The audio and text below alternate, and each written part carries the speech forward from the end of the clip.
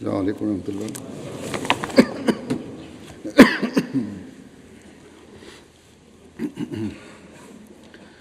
أشهد أن لا إله إلا الله وحده لا شريك له وأشهد أن محمدا عبده ورسوله. أما بعد فأعوذ بالله من الشيطان الرجيم.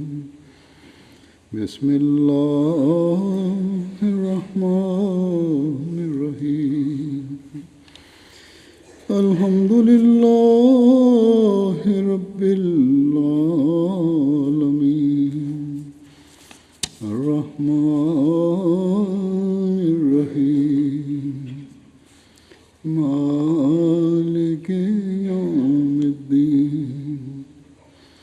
إياك نعبد وإياك نستعين. اهدنا الصراط المستقيم صراط الذين أنعمت عليهم غير المغضوب عليهم ولا الضالين.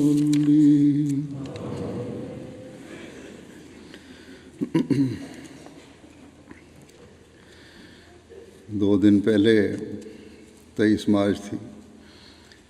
یہ دن جماعت احمدیہ میں بڑا اہم دن ہے. اس دن اللہ تعالیٰ نے جو امت محمدیہ یا حضرت صلی اللہ علیہ وسلم سے ایک وعدہ فرمایا تھا وہ پورا ہوا اور حضرت صلی اللہ علیہ وسلم کی پیشگوئی پوری ہوئی. اور اسلام کی نشت ثانیہ کے دور کا آغاز ہوا.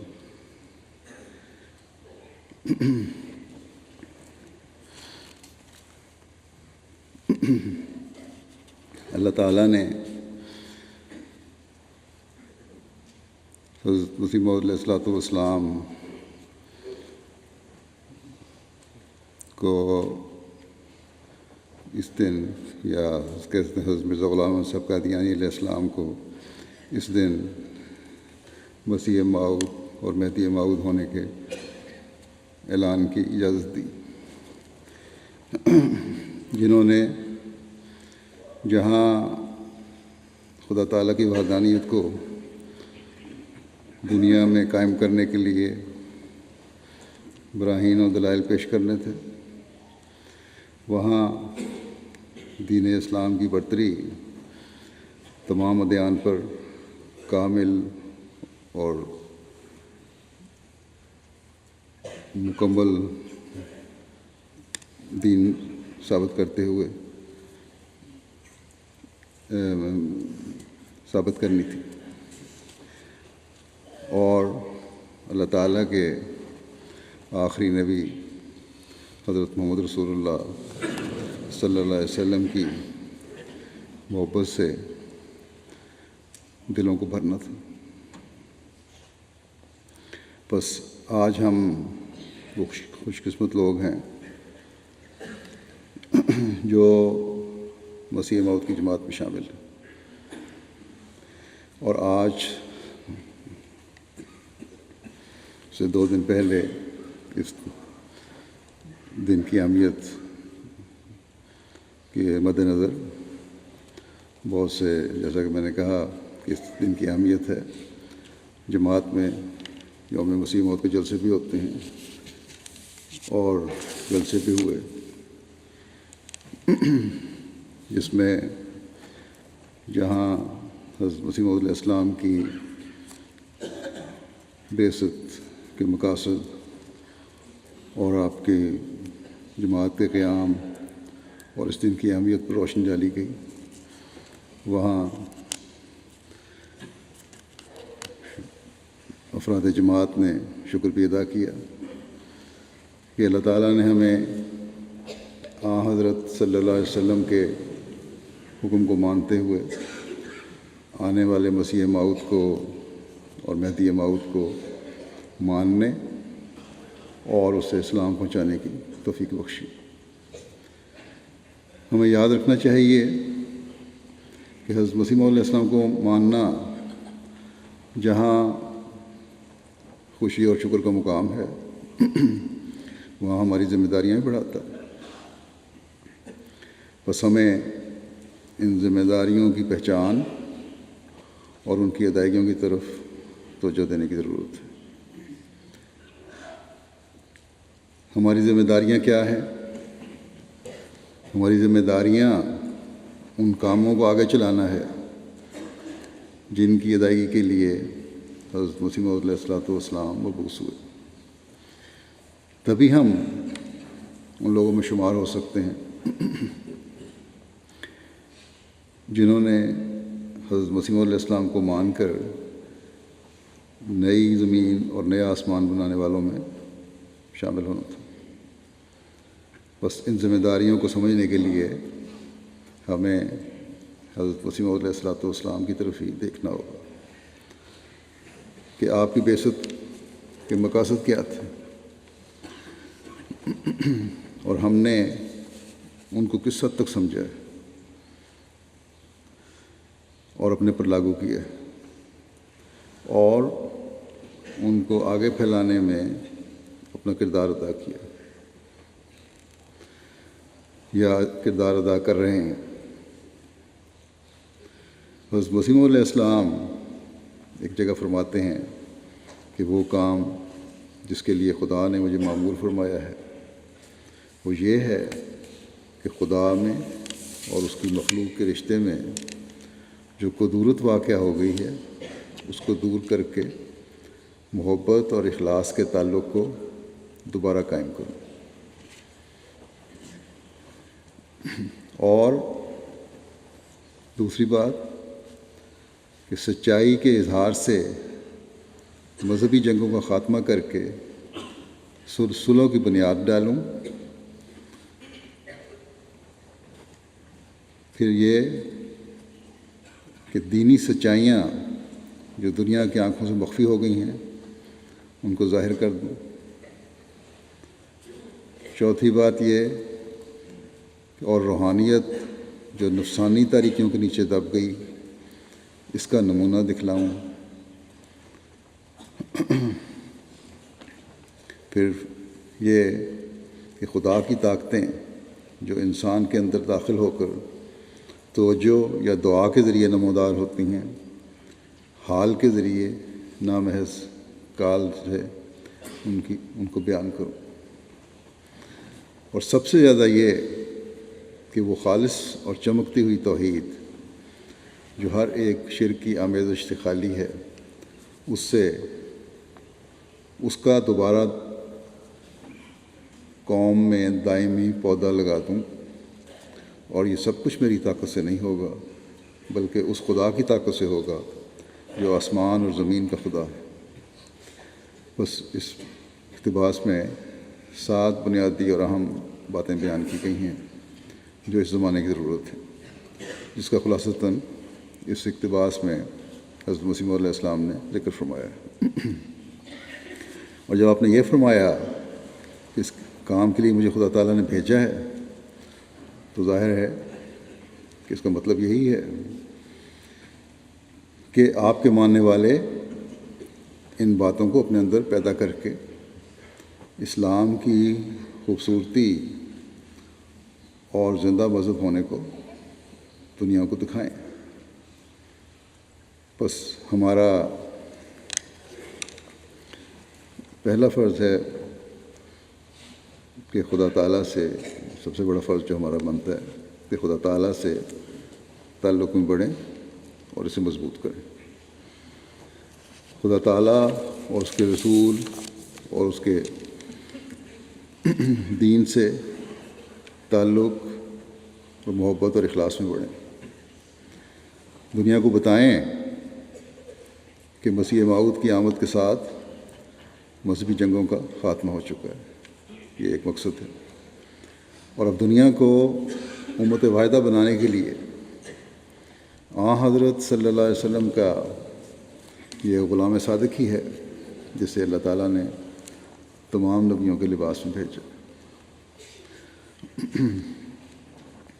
آپ کے مشن کے مطابق اسلام کی خوبصورت تعلیم اور اس کی سچائی ہم نے دنیا پر واضح کرنی،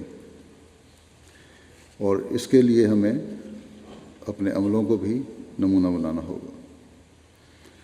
روحانیت میں بڑھنے کے نمونے بھی ہمیں قائم کرنے ہوں گے، اپنی نفسانی خواہشات کو دور کرنا ہوگا، دنیا کو دکھانا ہوگا کہ وہ خدا آج بھی اسی طرح دعاؤں کو سنتا ہے اور اپنے خالص بندوں کو، اپنے فرستادوں کو جواب بھی دیتا ہے جس طرح پہلے دیتا تھا، اپنے خالص بندوں کے دلوں کی تسلی کے سامان بھی کرتا ہے۔ دنیا کو ہم نے بتانا ہے کہ اللہ تعالیٰ واحد و یگانہ ہے، ہر چیز ہلاک ہونے والی ہے، ختم ہونے والی ہے، صرف اسی کی ذات ہے جو ہمیشہ سے ہے اور ہمیشہ رہے گی۔ بس ہماری بقا اس واحد و یگانہ اور ہمیشہ رہنے والے خدا سے جڑنے میں ہی ہے۔ جب 23 مارچ کو ہم یوم مسیح موعود مناتے ہیں تو ان باتوں کے ہمیں جائزے بھی لینے چاہیے کہ یہ باتیں حضرت مسیح موعود دنیا میں پیدا کرنے آئے تھے، اور ہم جو آپ کے ماننے والے ہیں، کیا ہمیں یہ باتیں پیدا ہو گئیں، یا کیا ہم اس انقلاب کو اپنے اندر پیدا کرنے کی کوشش کر رہے ہیں؟ پھر اور بہت سی جگہوں پر حضرت مسیح علیہ السلام نے اپنی بعثت کے مقصد اور غرض کی کچھ تفصیلی بیان فرمائی ہے۔ آپ علیہ السلام کے بعض اقتباسات میں پیش کرتا ہوں۔ ایک موقع پر آپ نے فرمایا کہ یہ عاجز تو محض اس غرض کے لیے بھیجا گیا ہے کہ تا یہ پیغام خلق اللہ کو پہنچا دے کہ تمام مذاہب موجودہ میں سے وہ مذہب حق پر اور خدا تعالیٰ کی مرضی کے موافق ہے جو قرآن کریم لایا ہے، اور دارالنجات میں داخل ہونے کے لیے دروازہ لا الہ الا اللہ محمد رسول اللہ ہے۔ پھر ایک موقع پر آپ نے فرمایا، اس بات کو بھی دل سے سنو کہ میرے مبعوث ہونے کی علت غائی کیا ہے، غرض کیا ہے، بنیادی مقصد کیا ہے۔ میرے آنے کی غرض اور مقصود صرف اسلام کی تجدید اور تائید ہے۔ اس سے یہ نہیں سمجھنا چاہیے کہ میں اس لیے آیا ہوں کہ کوئی نئی شریعت سکھاؤں یا نئے احکام دوں یا کوئی نئی کتاب نازل ہوگی، ہرگز نہیں۔ اگر کوئی شخص یہ خیال کرتا ہے تو میرے نزدیک وہ سخت گمراہ اور بے دین ہے۔ حضرت صلی اللہ علیہ وسلم پر شریعت اور نبوت کا خاتمہ ہو چکا ہے، اب کوئی شریعت نہیں آ سکتی۔ قرآن مجید خاتم الکتب ہے، اس میں اب ایک شوشہ یا نقطے کی کمی بیشی کی گنجائش نہیں ہے۔ ہاں یہ سچ ہے کہ حضرت صلی اللہ علیہ وسلم کی برکات اور فیوضات اور قرآن شریف کی تعلیم اور ہدایت کے ثمرات کا خاتمہ نہیں ہو گیا، وہ ہر زمانے میں تازہ بتازہ موجود ہیں، اور انہی فیوضات اور برکات کے ثبوت کے لیے خدا تعالیٰ نے مجھے کھڑا کیا ہے۔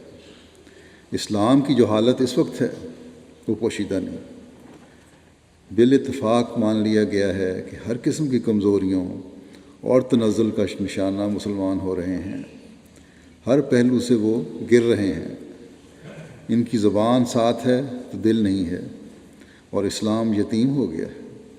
ایسی حالت میں خدا تعالیٰ نے مجھے بھیجا ہے کہ میں اس کی حمایت اور سرپرستی کروں، اور اپنے وعدے کے موافق بھیجا ہے، کیونکہ اس نے فرمایا تھا کہ انا نحن نزلنا ذکر و انا لہو لحافظون، یعنی ہم نے ہی یہ ذکر اتارا ہے اور ہم ہی اس کی حفاظت کریں گے، یعنی قرآن کریم کی تعلیم کو پھیلانے اور اس کی حفاظت کے لیے خدا تعالیٰ نے اپنی ذمہ داری لی ہے اور اسی مقصد کے لیے مسیح موعود کو بھیجا۔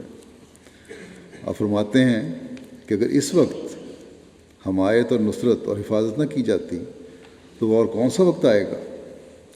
اب اس 14ویں صدی میں وہی حالت ہو رہی ہے جو بدر کے موقع پر ہو گئی تھی، جس کے لیے اللہ تعالیٰ فرماتا ہے وَلَقَدْ نَصَرَكُمُ اللَّهُ بِبَدْرٍ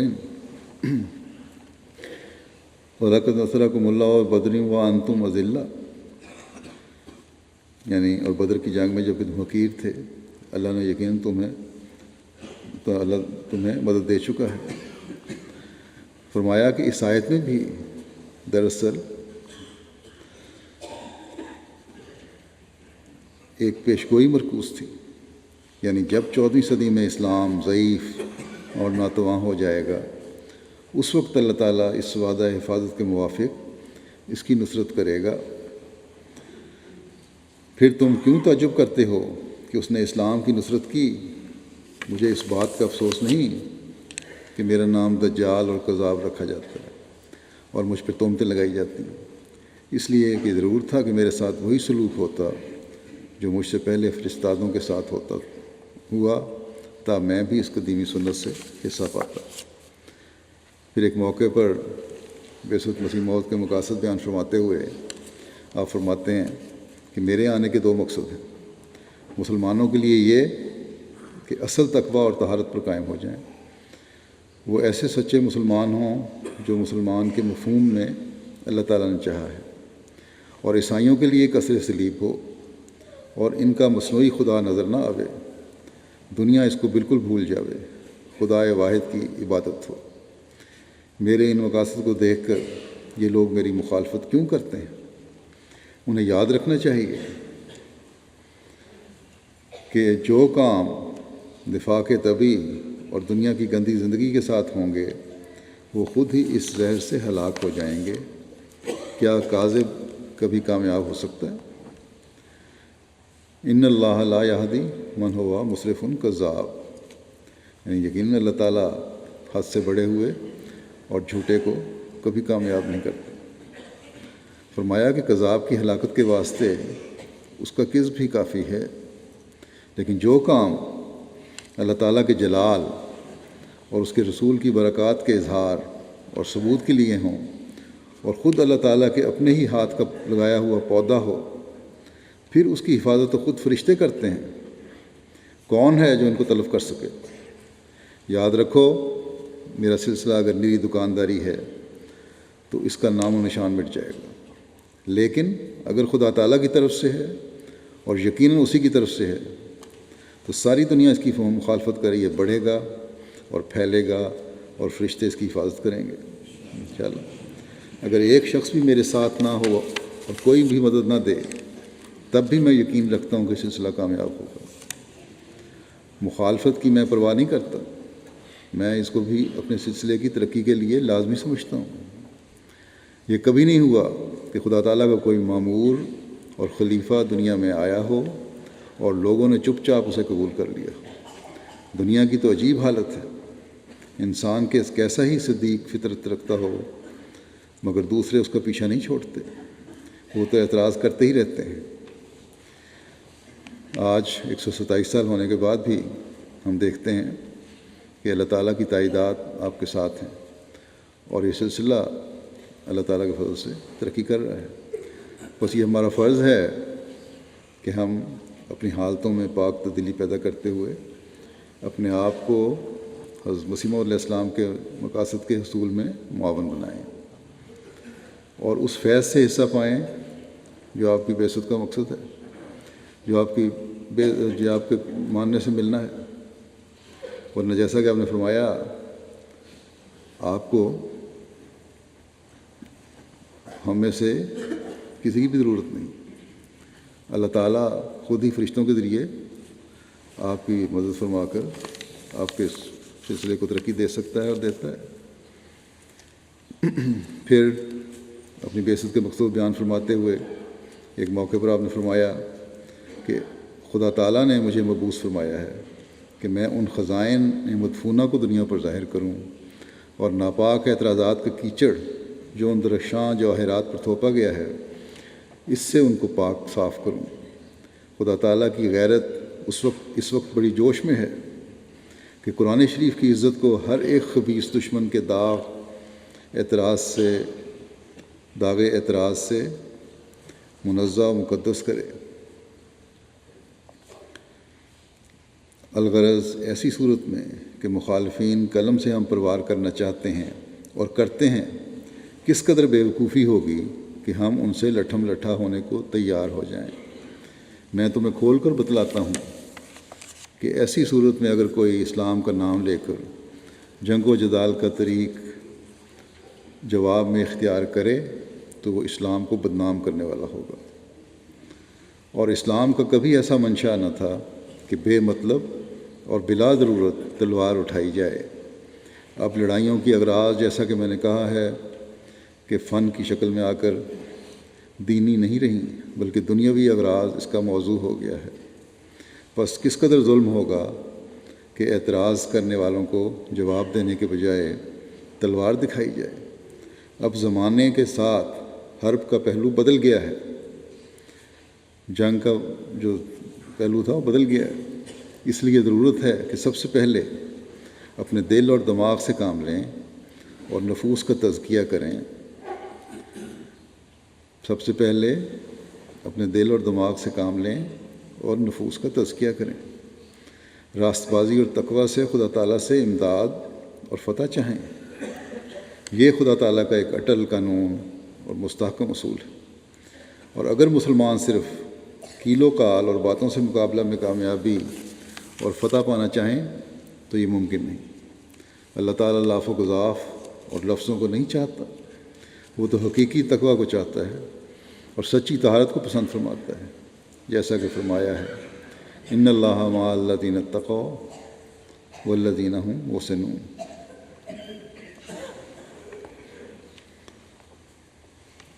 بس یہ تقویٰ ہے جو ہم نے اپنے اندر پیدا کر کے اسلام کی خوبصورت تعلیم دنیا کو بتانی ہے۔ مسلمانوں کو بھی بتانا ہے کہ اسلام کا پھیلنا تقویٰ سے مشروط ہے۔ بس بجائے ظلم و تعدی میں بڑھنے کے تقویٰ پیدا کرو، تقویٰ میں بڑھو۔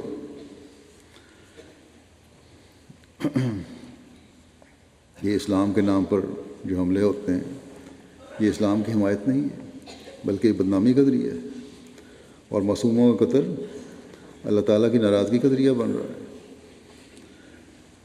گزشتہ دنوں میں جو بیلجیم میں معصوموں کا قتل ہوا، یہ دہشت گردی جو ہوئی ہے جس سے درجنوں معصوم قتل ہوئے ہیں اور سینکڑوں زخمی بھی ہوئے ہیں، یہ کبھی بھی خدا تعالیٰ کی رضا حاصل کرنے والے نہیں ہو سکتے۔ اور اس زمانے میں جب کہ حضرت مسیح علیہ السلام نے کھل کر بتا دیا ہے کہ اب دین کے لیے جنگ و جدال جو ہے جدل حرام ہے، یہ حرکتیں خدا تعالیٰ کی ناراضگی کا باعث بن رہی ہیں۔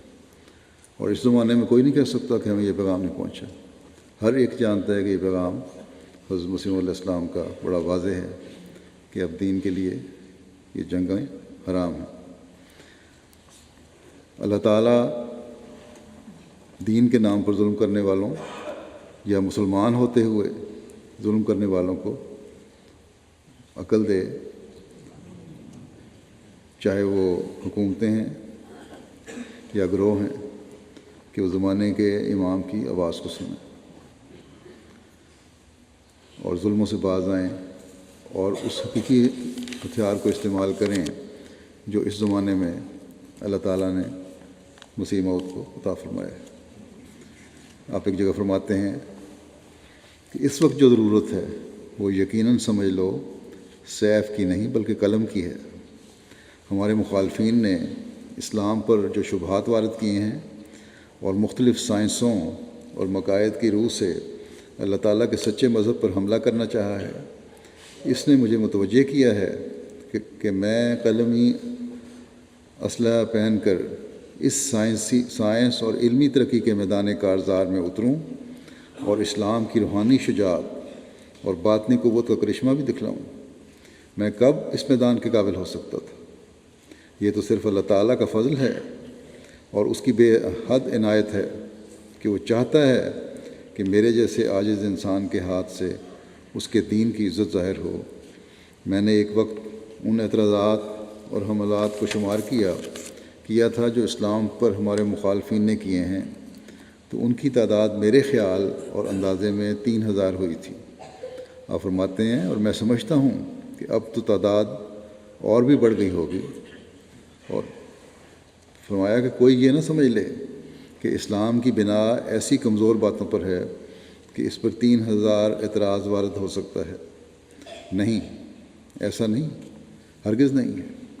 یہ اعتراض تو کوتاہ اندیشوں اور نادانوں کی نظر میں اعتراض ہیں، مگر میں تم سے سچ سچ کہتا ہوں کہ میں نے جہاں ان اعتراضات کو شمار کیا وہاں یہ بھی غور کیا ہے کہ ان اعتراضات کی تہہ میں دراصل بہت ہی نادر صداقتیں موجود ہیں جو عدم بصیرت کی وجہ سے معترضین کو دکھائی نہیں دیں، اور در حقیقت یہ خدا تعالیٰ کی حکمت ہے کہ جہاں نابینا معترض آ کر اٹکا ہے وہیں حقائق و معارف کا مخفی خزانہ رکھا ہے۔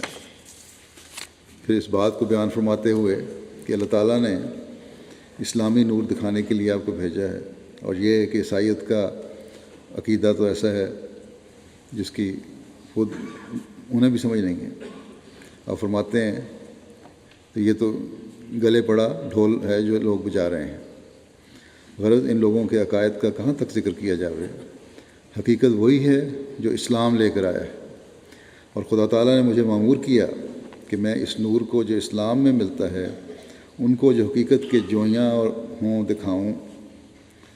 سچ یہی ہے کہ خدا ہے اور ایک ہے، اور میرا تو یہ مذہب ہے کہ اگر انجیل اور قرآن کریم اور تمام صحف انبیاء بھی دنیا میں نہ ہوتے تو بھی خدا تعالیٰ کی توحید ثابت تھی، کیونکہ اس کے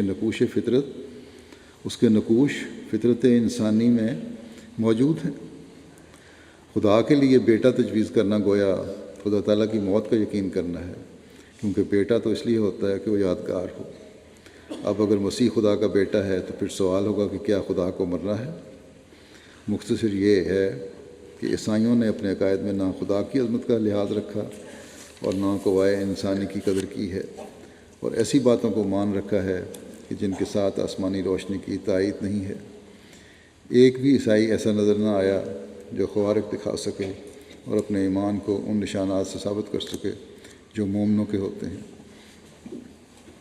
یہ فضیلت اور فخر اسلام ہی کو ہے کہ ہر زمانے میں تائیدی نشان اس کے ساتھ ہوتے ہیں، اور اس زمانے کو بھی خدا نے محروم نہیں رکھا۔ مجھے اسی غرض کے لیے بھیجا ہے کہ ان تائیدی نشانوں سے جو اسلام کا خاصہ ہے اس زمانے میں اسلام کی صداقت دنیا پر ظاہر کروں۔ مبارک وہ جو ایک سلیم دل کے لے کر میرے پاس حق لینے کے لیے آتا ہے، اور پھر مبارک وہ جو حق دیکھے تو اس کو قبول کرتا ہے۔ پھر مسلمانوں کے بھی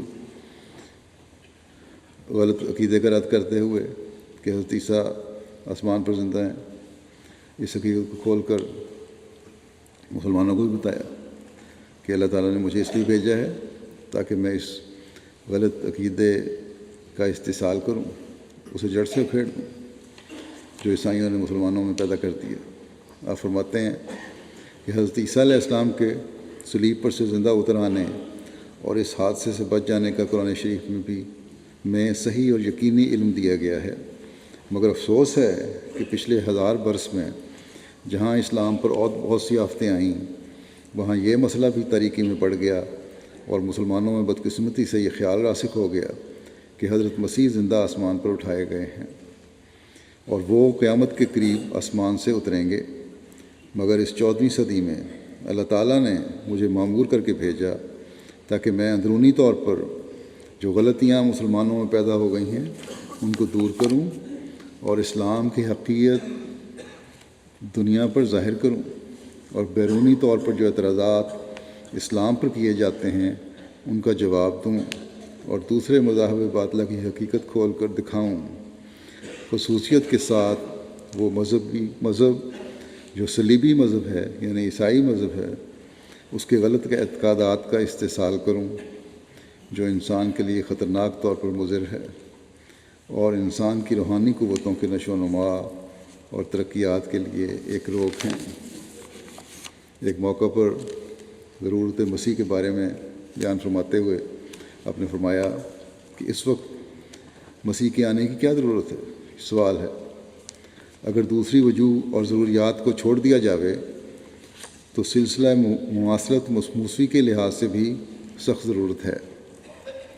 باقی ضرورتیں چھوڑو، لیکن جو مواصلت ہے حضرت موسیٰ کی امت کے ساتھ امت مسلمہ کو، اس لحاظ سے بھی ضرورت ہے، اس لیے کہ حضرت مسیح علیہ السلام موسیٰ علیہ السلام کے بعد 14ویں صدی میں آئے تھے۔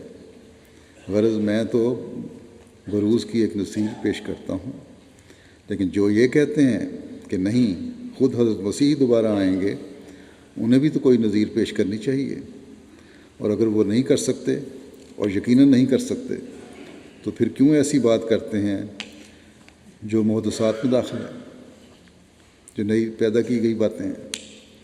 محدثات سے پرہیز کرو، کیونکہ وہ ہلاکت کی راہ ہے۔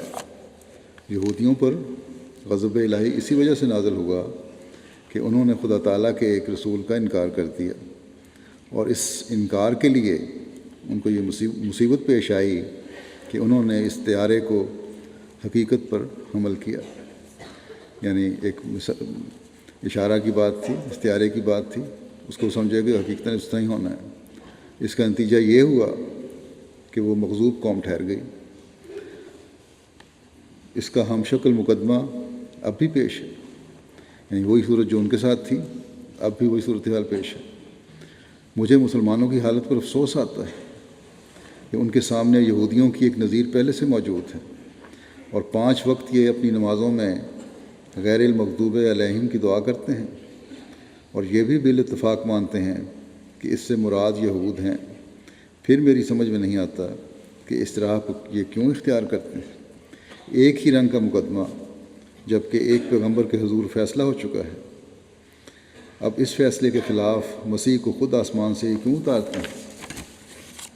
آپ ہی مسیح نے ایلیا کے مقدمے کا فیصلہ کیا اور ثابت کر دیا کہ وہ دوبارہ آمد سے بروزی آمد مراد ہوتی ہے، اور ایلیا کے رنگ میں یحییٰ آیا۔ مگر اب یہ مسلمان اس نظیر کے ہوتے ہوئے بھی اس وقت تک راضی نہیں ہوتے جب تک خود مسیح کو آسمان سے نہ اتار لیں۔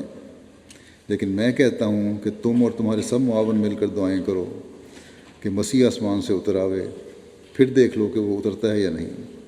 میں یقیناً کہتا ہوں کہ اگر ساری عمر ٹکریں مارتے رہو اور ایسی دعائیں کرتے کرتے ناک بھی رگڑے جاویں، تب بھی وہ آسمان سے نہیں آئے گا، کیونکہ آنے والا تو آ چکا۔ کاش کہ اس نقطے کو مسلمان سمجھ لیں اور اللہ تعالیٰ کی طرف سے بھیجے ہوئے کی مخالفت کرنے کے بجائے اس کے ساتھ جوڑ کر اسلام کی حقیقی تعلیم کو دنیا میں لاگو کرنے والے بنیں، اور ہر سطح پر انصاف اور امن قائم کرنے کی کوشش کریں۔ مسلمانوں کے خلاف جو غیر مسلم اور لادین طبقہ جو ہے، ان کو اسلام کی حقیقی تصویر دکھا کر اسلام کی خدمت کرنے والے ان مسلمانوں کو بننا چاہیے۔ حضرت اقدس مسیح علیہ السلام اپنی صداقت پر 4 قسم کے نشانات کا ذکر کرتے ہوئے فرماتے ہیں کہ اول عربی دانی کا نشان ہے، اور یہ اس وقت سے مجھے ملا ہے جب سے کہ محمد حسین بٹالوی صاحب نے یہ لکھا کہ یہ عاجز عربی کا ایک صیغہ بھی نہیں جانتا، حالانکہ ہم نے کبھی دعویٰ بھی نہیں کیا تھا کہ عربی کا صیغہ آتا ہے۔ جو لوگ عربی املا اور انشاء میں پڑھے ہیں وہ اس کی مشکلات کا اندازہ کر سکتے ہیں اور اس کی خوبیوں کا لحاظ رکھ سکتے ہیں۔ آپ فرماتے ہیں کہ مولوی عبدالکریم صاحب مراد تھی۔ شروع سے دیکھتے رہے ہیں کہ کس طرح پر اللہ تعالیٰ نے اعجازی طور پر مدد دی ہے۔ بڑی مشکل آ کر یہ پڑتی ہے جب ٹھیٹھ زبان کا لفظ مناسب موقع پر نہیں ملتا، اس وقت خدا تعالیٰ وہ الفاظ القاء کرتا ہے۔ نئی اور بناوٹی باتیں زبان بنا لینا آسان ہے، مگر ٹھیٹھ زبان مشکل ہے۔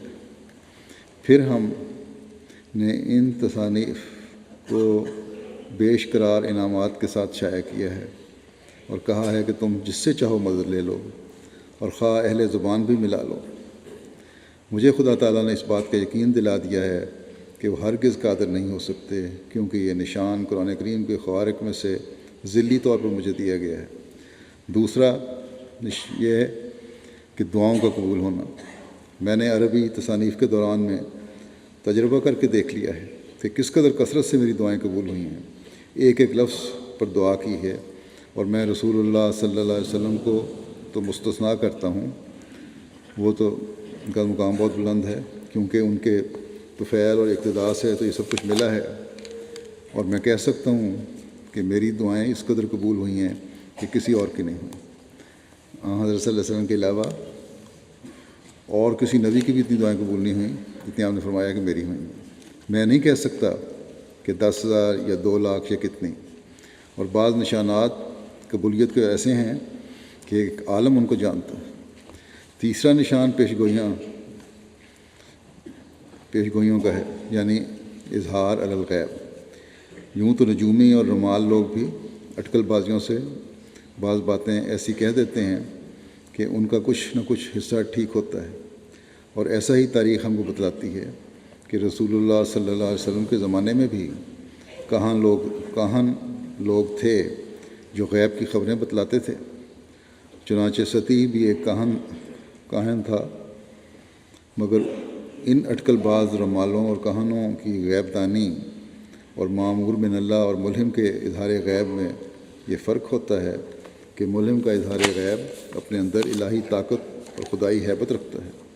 چنانچہ قرآن کریم نے صاف طور پر فرمایا ہے کہ لا یظہر علی غیبہ احد الا من ارتضی من رسول۔ یہاں اظہار کا لفظ ہی ظاہر کرتا ہے کہ اس کے اندر ایک شوقت اور قوت ہوتی ہے۔ چوتھا نشان قرآن کریم کے دقائق اور معارف کا ہے، کیونکہ معارف قرآن اس شخص کے سوا اور کسی پر نہیں کھل سکتے جس کی تطہیر ہو چکی ہو۔ لا یمسہ الا المطہرون۔ میں نے کئی مرتبہ کہا ہے کہ میرے مخالف بھی ایک صورت کی تفسیر کریں اور میں بھی تفسیر کرتا ہوں، پھر مقابلہ کر لیا جاوے، مگر کسی نے جرأت نہیں کی۔ محمد حسین وغیرہ نے تو یہ کہہ دیا کہ ان کو عربی کا صیغہ نہیں آتا، اور جب کتابیں پیش کی گئیں تو بودے اور رقیق ادھر کر کے ٹال دیا کہ یہ عربی تو عربی کچالو ہے، مگر یہ نہ ہو سکا کہ ایک صفحہ ہی بنا کر پیش کر دیتا اور دکھا دیتا کہ عربی یہ ہے۔ غرض یہ 4 نشان ہیں جو مجھے خاص طور پر صداقت کے لیے میری صداقت کے لیے مجھے ملے ہیں۔ حضرت مولوی عبدالکریم صاحب لکھتے ہیں 1899 17 اگست کا تحریر کیا انہوں نے کہ چند روز ہوئے بریلی سے ایک شخص نے حضرت کی خدمت میں لکھا کہ کیا آپ وہی مسیح موعود ہیں جس کی نسبت رسول اللہ خدا صلی اللہ علیہ وسلم نے احادیث میں خبر دی ہے؟ خدا تعالیٰ کی قسم کھا کر آپ اس کا جواب لکھیں۔ مولوی عبدالکریم سے کہتے ہیں کہ میں نے معمولاً جواب دیا کرتے تھے خطوں کا، رسالہ تریاق القلوب سے 2 ایک ایسے فقرے جو اس کا کافی جواب ہو سکتے تھے لکھ دیے۔ وہ شخص اس پر قانع نہ ہوا، تسلی نہیں ہوئی، اور پھر مجھے مخاطب کر کے لکھا کہ میں چاہتا ہوں کہ حضرت مرزا صاحب خود اپنے قلم سے قسمیاں لکھیں کہ آیا وہ وہی مسیح موعود ہیں جن کا ذکر احادیث اور قرآن شریف میں ہے۔ میں نے شام کی نماز کے بعد دوات، قلم اور کاغذ حضرت کے آگے رکھ دیا، حضرت مسیح علیہ السلام کے، اور عرض کیا کہ ایک شخص ایسا لکھتا ہے۔ حضرت صاحب نے فوراً کاغذ ہاتھ میں لیا اور یہ چند سطریں لکھ دیں کہ حضرت مسیح علیہ السلام نے لکھا کہ میں نے پہلے بھی اس اقرار مفصل ذیل کو اپنی کتابوں میں قسم کے ساتھ لوگوں پر ظاہر کیا ہے، اور اب بھی اس پرچے میں اس خدا تعالیٰ کی قسم کھا کر لکھتا ہوں جس کے قبضہ میں میری جان ہے کہ میں وہی مسیح موعود ہوں جس کی خبر رسول اللہ صلی اللہ علیہ وسلم نے ان احادیث صحیحہ میں دی ہے جو صحیح بخاری اور صحیح مسلم اور دوسری صحاح میں درج ہیں۔ وکفا باللہ شہیدہ۔ الراکم مرزا غلام احمد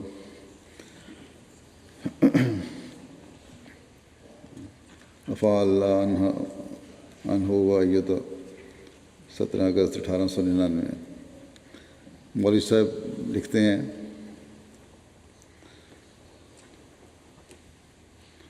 کہ اس ذکر سے میری 2 غرضیں ہیں۔ ایک یہ کہ اپنی جماعت کا ایمان بڑھے اور انہیں وہی ذوق اور سرور حاصل ہو جو یہاں کے خوش قسمت حاضرین کو اس گھڑی حاصل ہوا، اور انہوں نے سچے دل سے اعتراف کیا کہ ان کو نیا ایمان ملا ہے۔ اور دوسرے یہ کہ منکرین اور بدظن اس علا بصیرت قسم پر ٹھنڈے دل سے غور کریں اور سوچیں کہ معتمد، کذاب اور مفتری مختلق کی یہ شان ہے اور اسے جرأت ہو سکتی ہے کہ ذوالجلال خدا کی ایسی اور اس طرح اور ایسے مجمع میں قسم کھائے۔ اللہ اکبر، اللہ اکبر۔ پھر افراد جماعت کو نصیحت کرتے ہوئے ایک موقع پر حضرت مسیح موعود علیہ السلام فرماتے ہیں کہ میں نہیں چاہتا کہ چند الفاظ طوطے کی طرح بیعت کے وقت رٹ لیے جاویں، اس سے کچھ فائدہ نہیں۔ تزکیہ نفس کا علم حاصل کرو، تزکیہ نفس کا علم حاصل کرو کہ ضرورت اسی کی ہے، یعنی کہ سمجھو کہ تزکیہ نفس کیا چیز ہے، پھر اپنے اوپر لاگو بھی کرو۔ ہماری یہ غرض ہرگز نہیں کہ مسیح کی وفات حیات پر جھگڑے اور مباحثہ کرتے پھرو، یہ ایک ادنیٰ سی بات ہے، اسی پر بس نہیں ہے۔ یہ تو ایک غلطی تھی جس کی ہم نے اصلاح کر دی، لیکن ہمارا کام اور ہماری غرض ابھی اس سے بہت دور ہے، اور وہ یہ ہے کہ تم اپنے اندر ایک تبدیلی پیدا کرو اور بالکل ایک نئے انسان بن جاؤ۔ اس لیے ہر ایک کو تم میں سے ضروری ہے کہ وہ اس راز کو سمجھے اور ایسی تبدیلی کرے کہ وہ کہہ سکے کہ میں اور ہوں۔ میں پھر کہتا ہوں کہ یقیناً جب تک ایک مدت تک آپ فرماتے ہیں کہ ہماری صحبت میں نہیں رہو گے، کوئی یہ نہ سمجھے کہ میں اور ہو گیا ہوں، اسے فائدہ نہیں پہنچتا۔ فرمایا فطرت اور عقلی حالت اور جذبات کی حالت میں اعلیٰ درجے کی صفائی حاصل ہو جاوے تو کچھ بات ہے، ورنہ کچھ بھی نہیں۔ پھر آپ نے فرمایا کہ اگر تم ایماندار ہو تو شکر کرو اور شکر کے سجدات بجا لاؤ کہ وہ زمانہ جس کا انتظار کرتے کرتے تمہارے بزرگ آبا گزر گئے اور بے شمار روحیں اس کے شوق میں سفر کر گئیں۔ آپ نے مسلمانوں کو مخاطب کر کے فرمایا کہ وہ وقت تم نے پا لیا، اب اس کی قدر کرنا یا نہ کرنا اور اس سے فائدہ اٹھانا یا نہ اٹھانا تمہارے ہاتھ میں ہے۔ میں اس کو بار بار بیان کروں گا اور اس کے اظہار سے میں رک نہیں سکتا کہ میں وہی ہوں جو وقت پر اصلاح خلق کے لیے بھیجا گیا تا دین کو تازہ طور پر دلوں میں قائم کر دیا جائے۔ میں اس طرح بھیجا گیا ہوں جس طرح سے وہ شخص بعد کلیم اللہ مرد خدا کے بھیجا گیا تھا، جس کی روح ہیروڈس کے عہد حکومت میں بہت تکلیفوں کے بعد آسمان کی طرف اٹھائی گئی۔ سو جب دوسرا کلیم اللہ جو حقیقت میں سب سے پہلا اور سید الانبیاء ہے، دوسرے فرعونوں کی سرکوبی کے لیے آیا، جس کے حق میں ہے کہ انا ارسلنا الیکم رسولا شاہدا علیکم کما ارسلنا الی فرعون رسولا، تو اس کو بھی جو اپنی کارروائیوں میں کلیم اللہ کا مثیل مگر رتبے میں اس سے بزرگ تر تھا، ایک مثیل المسیح کا وعدہ دیا گیا، اور وہ مثیل المسیح قوت اور طبع اور خاصیت مسیح ابن مریم کی پا کر اسی زمانے کی مانند اور اسی مدت کے قریب جو کلیم اول کے زمانے سے مسیح ابن مریم کے زمانے تک یعنی 14ویں صدی میں آسمان سے اترا، اور وہ اترنا روحانی طور پر تھا، جیسا کہ مکمل لوگوں کا صعود کے بعد خلق اللہ کی اصلاح کے لیے نزول ہوتا ہے، اور سب باتوں میں اسی زمانے کے ہم شکل زمانے میں اترا جو مسیح ابن مریم کے اترنے کا زمانہ تھا، تا سمجھنے والوں کے لیے نشان ہو۔ پس ہر ایک کو چاہیے کہ اسے انکار کرنے میں جلدی نہ کرے، تا خدا تعالیٰ سے لڑنے والا نہ ٹھہرے۔ دنیا کے لوگ جو تاریخ، خیال اور اپنے پرانے تصورات پر جمے ہوئے ہیں، وہ اس کو قبول نہیں کریں گے، مگر عنقریب وہ زمانہ آنے والا ہے جو ان کی غلطی ان پر ظاہر کر دے گا۔ دنیا میں ایک نذیر آیا، پر دنیا نے اس کو قبول نہیں کیا، لیکن خدا اسے قبول کرے گا اور بڑے زور آور حملوں سے اس کی سچائی ظاہر کر دے گا۔ بس ہم خوش قسمت ہیں کہ ہم نے آنے والے مسیح موعود کو مان لیا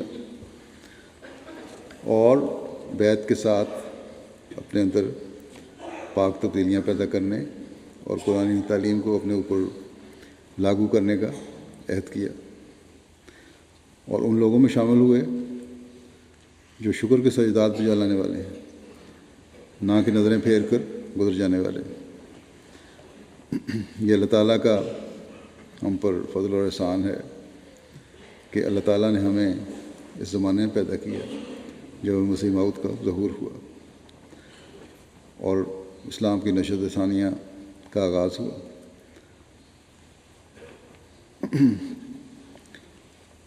اور وہ اندھیرا زمانہ گزر گیا جس میں پہلے لوگ جس میں پڑے ہوئے تھے، وہ زمانہ جو اسلام کی نشر ثانیہ کا زمانہ تھا، جس کے ہم اس میں پیدا ہوئے، جو اسلام کی نشر ثانیہ کا زمانہ تھا، جس کے انتظار میں بے شمار سعید روحیں اس دنیا سے چلی گئیں۔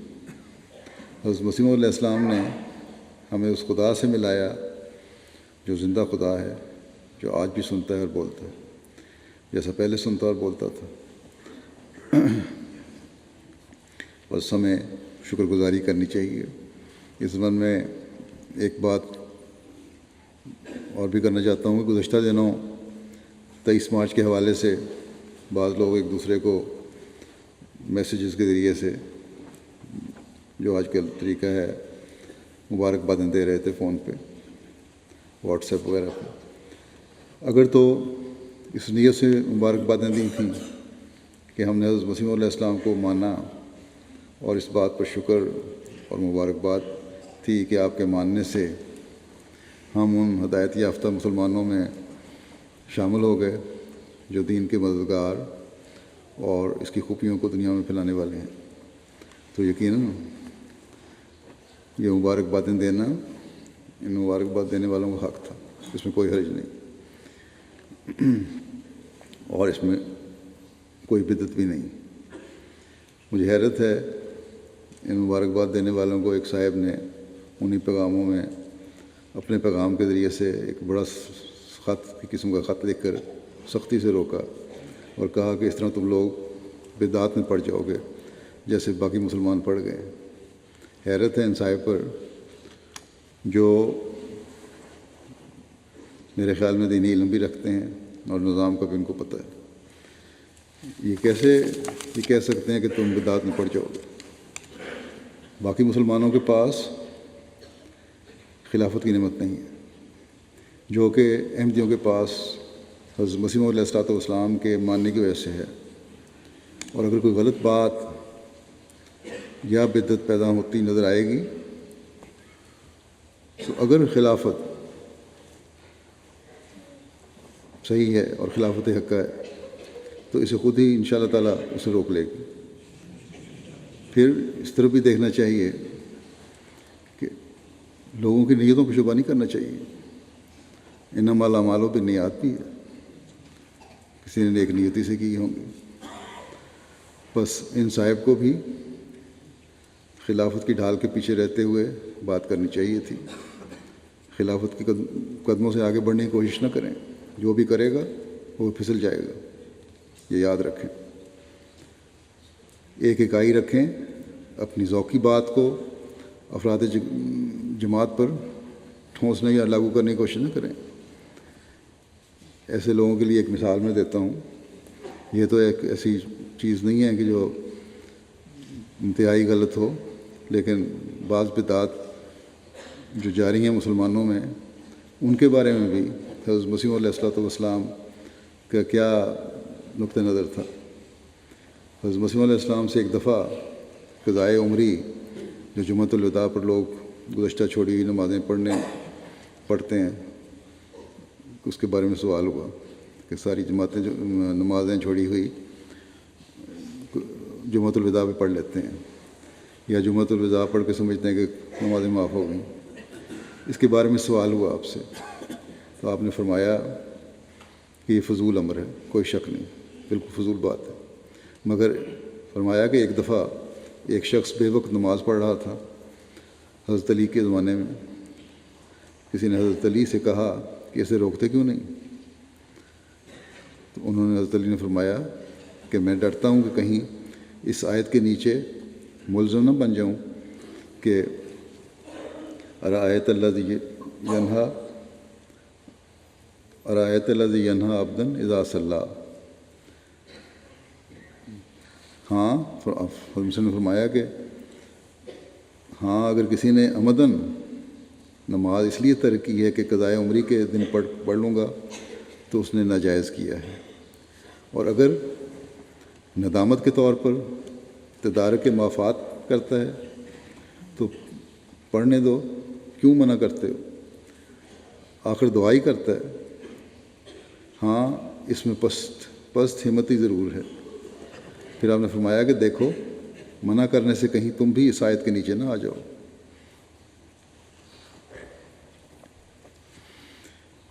بس جنہیں فتوے کا حق تھا وہ تو اس قدر مطاعت تھا، لیکن یہ صاحب مبارکباد دینے پر ہی بے انتہا انظار کی خبریں دے رہے ہیں اور فتوے دے رہے ہیں۔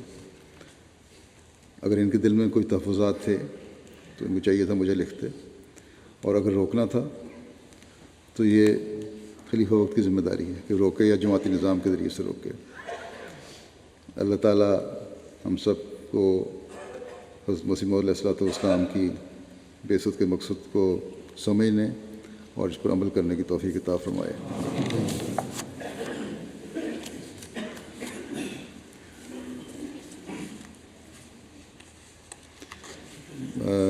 نمازوں کے بعد میں کچھ جنازے بھی پڑھاؤں گا۔ 2 جنازے حاضر ہیں۔ ایک جنازہ ہے مکرمہ محمودہ سعدی صاحبہ کا، جو مکرم مصلح الدین صاحب سعدی مرحوم کی اہلیہ تھیں۔ 22 مارچ کو 94 سال کی عمر میں ان کی وفات ہوئی ہے۔ انا للہ و انا الیہ راجعون۔ مصلح الدین سعدی صاحب جن کی اہلیہ تھیں وہ مکرم عبدالرحیم صاحب درد کے بھائی تھے، جو امام مسجد فضل رہے ہیں اور بڑا کام کیا انہوں نے یہاں۔ سعدی صاحب کی وفات 1965 میں ہو گئی تھی۔ انہوں نے مرحومہ نے 41 سال کا لمبا عرصہ بیوگی کا بڑے صبر و شکر سے گزارا۔ ان کے ایک بیٹے خلیفۃ مسیح ثالث کے زمانے میں وہاں اسسٹنٹ پرائیویٹ سیکرٹری طور پہ بھی کام کرتے رہے ہیں، یوپی صاحب، وہ بھی وفات پا چکے تھے۔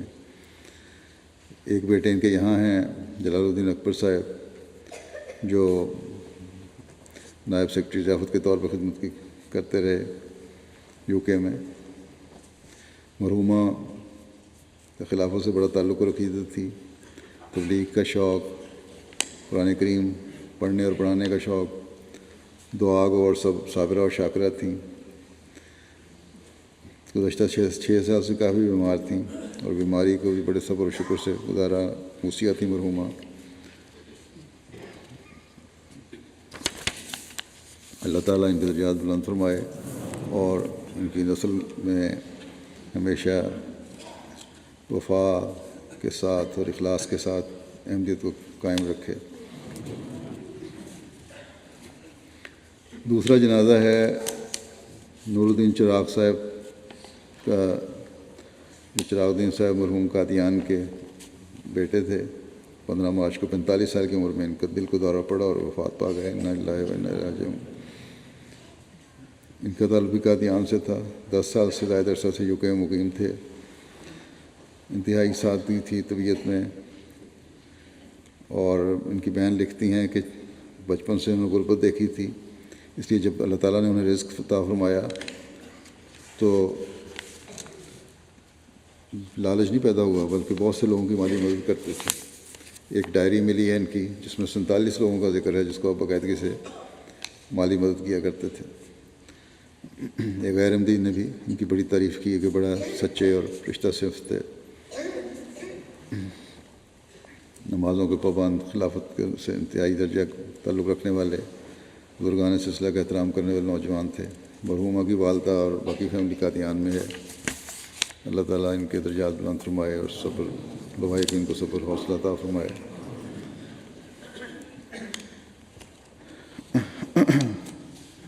خاص طور پر ان کی والدہ کو اللہ تعالیٰ سکون دے۔ ایک جنازہ غائب ہے جو سیدہ مبارکہ بیگم صاحبہ اہلیہ مکرمہ عبدالباری صاحب تعلقدار بنگالی کا ہے۔ یہ 20 مارچ کو 83 سال کی عمر میں وفات پا گئیں، انا للہ و انا الیہ راجعون۔ کچھ عرصے سے بیمار تھیں۔ یہ بہار میں پیدا ہوئیں۔ ان کے والد صاحب سید موسیٰ رضا بھاگلپور بہار کے تھے۔ خلیفہ ثانی کے زمانے میں ان کے والد نے 15 سال کی عمر میں احمدیت قبول کی۔ پھر ان کی شادی عبدالباری صاحب تعلقدار سے ہو گئی، مشرقی پاکستان چلی گئیں۔ وہاں تقسیم ہندوستان کے بعد وہاں چلے گئے لوگ۔ اور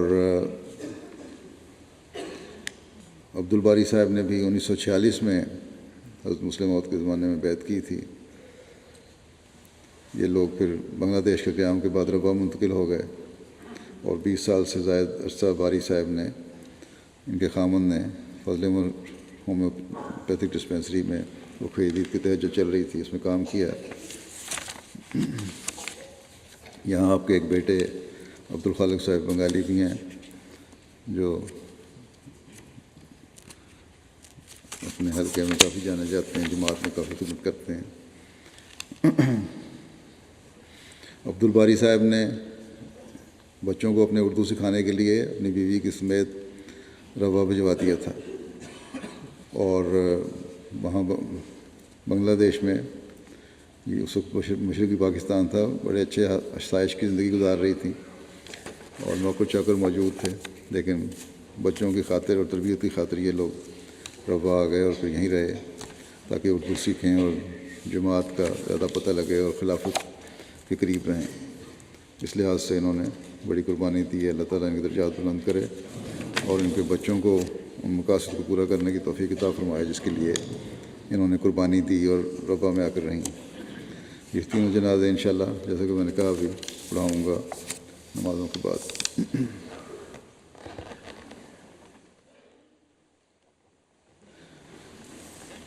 الحمد للہ نحمده ونستعینه ونستغفره ونؤمن به ونتوکل علیہ ونعوذ باللہ من شرور انفسنا ومن سیئات اعمالنا من يهده الله فلا مضل له ومن يضلل فلا هادي له ونشهد أن لا إله إلا الله ونشهد أن محمدا عبده ورسوله عباد الله رحمكم الله إن الله يأمر بالعدل والإحسان وإيتاء ذي القربى وينهى عن الفحشاء والمنكر والبغي يعظكم لعلكم تذكرون اذكروا الله يذكركم وادعوه يستجب لكم ولذكر الله أكبر